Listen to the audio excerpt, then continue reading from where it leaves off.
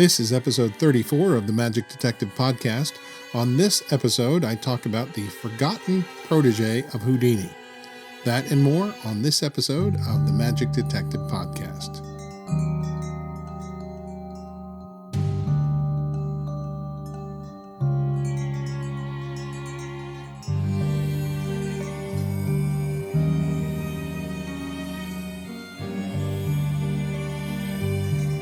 Hello and welcome to the Magic Detective Podcast, the home for all things related to magic history. I'm your host, Dean Carnegie. I am the Magic Detective, and this is episode 34, or day 3 of Houdini Week 2019. Now, yesterday I made mention of the book, the new book on Houdini called The Life and Afterlife of Harry Houdini by Joe Posnanski, which was newly released. Well, today I'd like to plug another book. This one is called Life is Magic by John Dorenbos. You may remember John as the professional football player who appeared on America's Got Talent doing magic a few years ago. Well, he has a new book out, and it's all about his life's journey, and I think you're really going to enjoy it. The book actually doesn't officially come out until November, so I encourage you to go to Amazon.com and see if you can get a copy of Life is Magic by John Dorenbos. And while you're at it, if you haven't already done so, pick up a copy of The Life and Afterlife of Harry Houdini. And now to today's feature. We all know that Houdini succeeded Houdini in the show and received all of his props when he died. But did you know that years before, there was another person set up to take over for Houdini?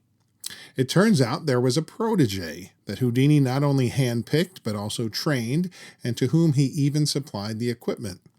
His name was William Leonard Hicks, and he was born in Owenton, Kentucky on November 6, 1887.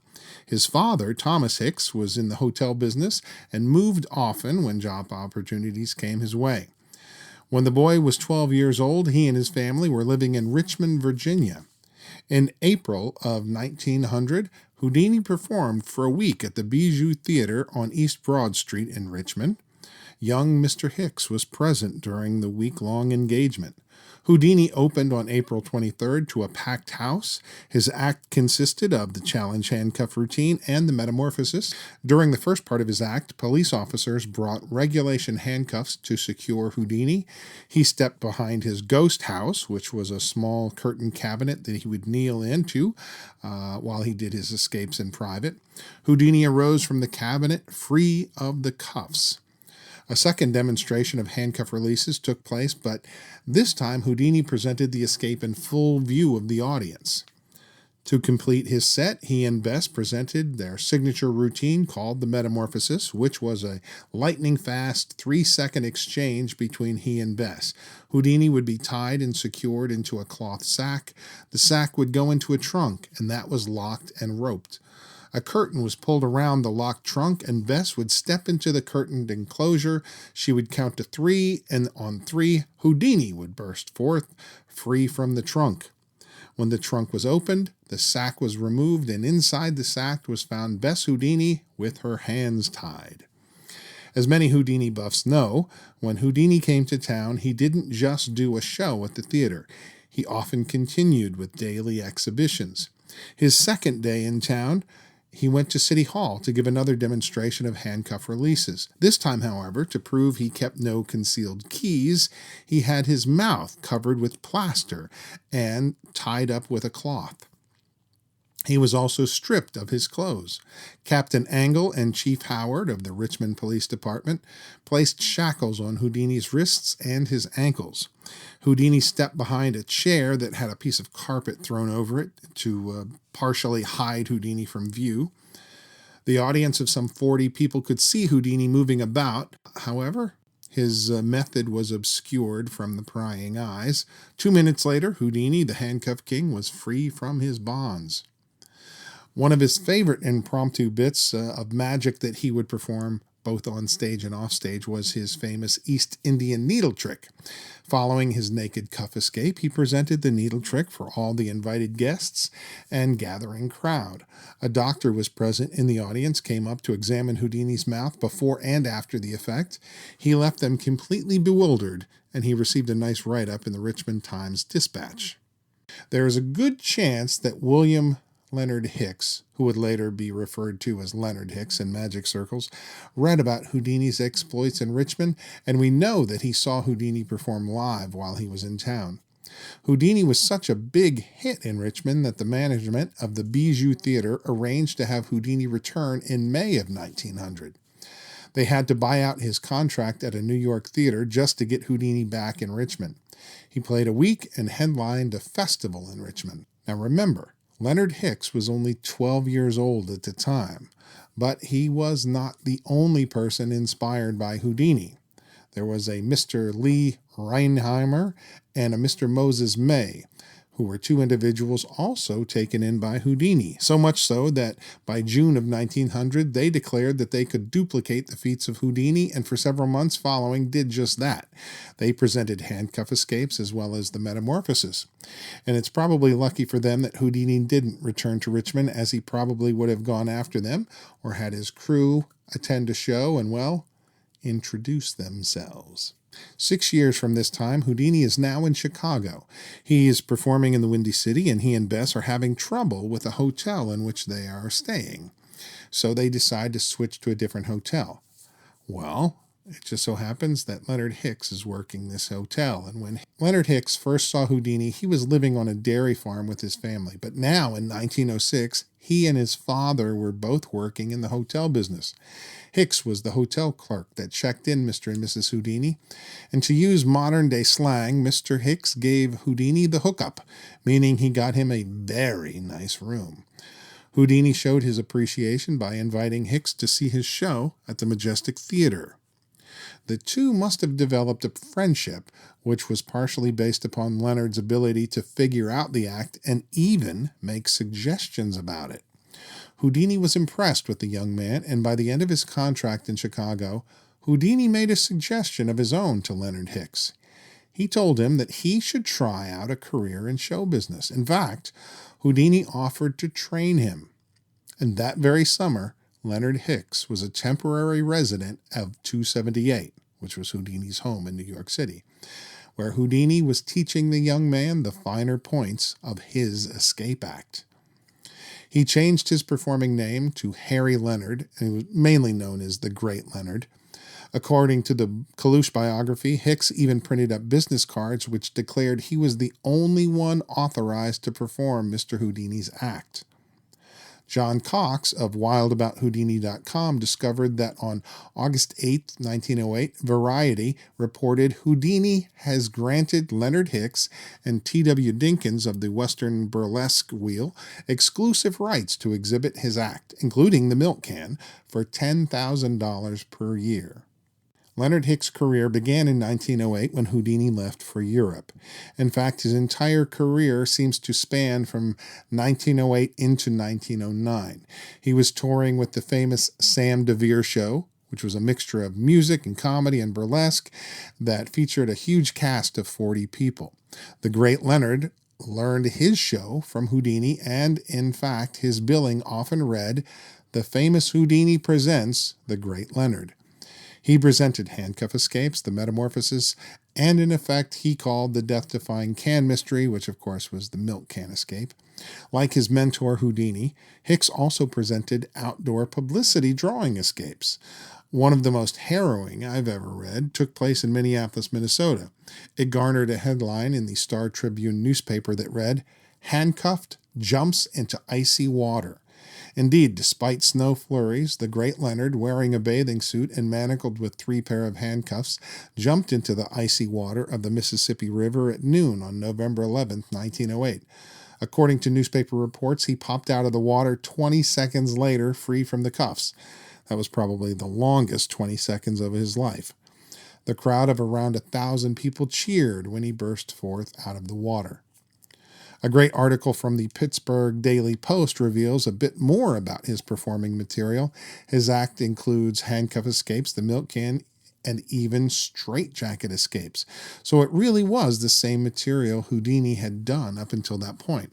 The article mentions his connection to the hotel industry in Chicago and the fact that his father owned the Saratoga Hotel where young Leonard Hicks worked until going off to join the circus, or rather, going off to join Houdini. This article also proved an assumption I had, that Hicks first met Houdini when he lived in Richmond, Virginia, and Houdini had been performing there. So there was a previous relationship, although it might have been small. It was when Houdini performed in Chicago that the two became reacquainted, and Houdini eventually invited Hicks to be his protege. The second meeting was in 1906. Speaking of straitjackets, this story comes from Mum magazine, March 1957. Apparently, Hicks had boasted about presenting a bridge jump in a straitjacket, but the day of the event it was bitter cold and the river had frozen. So, as to avoid the stunt, Hicks called the police station to warn them of an apparent suicide attempt, and the police canceled the the escape. On September 22, 1908, the great Leonard was in Wilkes-Barre, Pennsylvania, appearing at the Luzerne Theater. On September 21st, he went to the West Market Street Bridge, got himself handcuffed, and jumped off the bridge into the waters below. The local paper, the Wilkes-Barre News, said, "The act is one of the best public stunts given in this city and was performed before the police could interfere." So kind of the exact opposite of that previous story. His first public show in the East took place at the Brooklyn Empire Theater in February of 1909. Same material as listed before, but with one interesting addition to the article. The paper reads, "This is his first year on the stage, and he is making his trip around the Empire Circuit more as a lark than anything else, because lockpicking and freeing himself from seemingly impossible barriers is his hobby." That previous sentence really explains a lot. His stage career lasted from 1908 into 1909, but in September of 1910, there was a long article in the Natchez Democrat newspaper, which is all about Mr. Hicks purchasing the Grant Hotel in Chicago, and that his return to the hospitality industry ended his stage career. Now, we don't hear much about Hicks after he goes back into the hotel biz, though in 1919 he appears in the news as he was elected president of the Hotel Greeters Association. Then in 1925 he wins a Chicago District Golf Association trophy and again appears in the paper. Shortly after Houdini's death in 1926, Hicks again is in the paper, this time stating that only 4 people knew Houdini's secrets: Theo Hardin, James Collins, Jim Vickery, and the great Leonard himself. One of the last articles on Hicks that I could locate is from 1953 and appeared in the Vidette Messenger. Hicks was to be the headline speaker for the Rotary Club Ladies' Night, where he would talk about his time with Houdini 45 years earlier and also discuss his rise within the hotel business. For whatever reason, show business didn't keep its hold on Leonard Hicks, and before long people would forget about Houdini's protege. I have a feeling, though, that the reason Hicks was chosen was to keep Houdini's name in the papers while he was away in Europe. He likely knew that Leonard Hicks' true ambitions were in the hotel business, so that this was an opportunity to give the young man a memory to last a lifetime before he went into the hotel business. And as I said, it also kept the Houdini name in front of audiences while Houdini was in Europe. On the lighter side of things, there's a story that appeared in the Associated Press. Houdini was the best man at Hicks's wedding, and Hicks had gone down to get the marriage license for his wedding. And as Hicks tells the story, "I'm waiting in line for my marriage license, and I have to stand nearly an hour while a very large woman stood at the window in front of me. Finally, I became angry and said I would go over to Maryland to get my license, and then the clerk stopped and confessed that Houdini hired this woman to stand in front of him and block him the entire time." And in sort of a reversal, I discovered this story from the Linking Ring magazine, October 1973. It says in 1908, Hicks was playing in New York, New Jersey, when he went to a place called Masker's, which was a men's outfitter, to buy a suit. Hicks was actually with Thurston at the time. The two had previously had lunch. Mr. Masker thought that Hicks was Houdini and no one bothered to correct him. So Hicks ended up getting a really great suit from the man.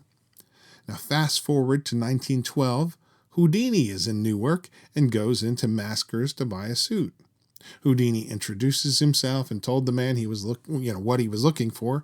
Masker had already met Houdini, or so he thought, and now he was highly suspicious of who this new person was, so he called the police. And when the policeman arrived, he immediately recognized Houdini and told Mr. Masker that this was the real Houdini. So I guess that Leonard Hicks had his revenge. Hicks also served as the Chicago correspondent for the Conjurer's Monthly magazine. He was a member of the Chicago SAM Assembly and even hosted club meetings at his hotel. Later in life, he moved to Florida and was the owner of the Casa Marina Hotel in Key West, Florida. William Leonard Hicks died in Florida on April 2nd, 1966, the one-time protege of the world's greatest escape artist. He was survived by his wife Lillian and his son Leonard Jr. And that is the story of Houdini's forgotten protege. I hope you enjoyed this episode, and if you did, please remember to share, like, and follow. Any one of those is appreciated. All three is even better. Though if you follow me once, you don't need to do that again. By the way, you can also find me on Facebook by typing in The Magic Detective as one long word. Just type that in the search box and you'll find me there. Or on Instagram, which is instagram.com/TheMagicDetective. Again, is one word.